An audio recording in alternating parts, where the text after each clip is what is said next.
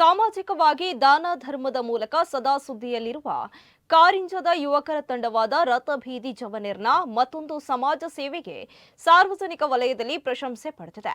ಕಾರಿಂಜ ಜಾತ್ರೋತ್ಸವದ ಸಮಯದಲ್ಲಿ ಗೋಸೇವೆ ಮಾಡುವ ಸಂಕಲ್ಪದೊಂದಿಗೆ ರಥಬೀದಿ ಜವನೇರ್ ಕಾರಿಂಜ ಇವರು ಕಲ್ಲಂಗಡಿ ವ್ಯಾಪಾರ ಮಾಡಿ ಬಂದ ಸುಮಾರು 40,000 ಹಣದಲ್ಲಿ ಅಹಿಂಸಾ ಅನಿಮಲ್ ಕೇರ್ ಟ್ರಸ್ಟ್ ಬಜಗೋಳಿ ಇಲ್ಲಿಗೆ ಗೋಗ್ರಾಸ ಮಾಡಿದ್ದಾರೆ.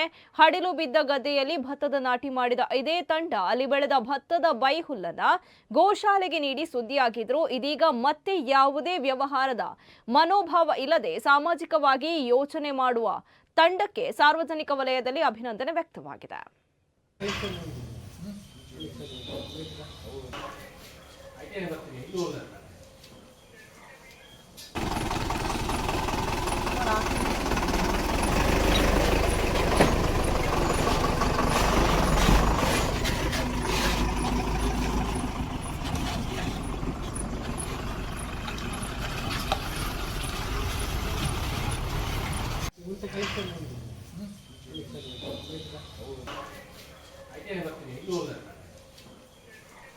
I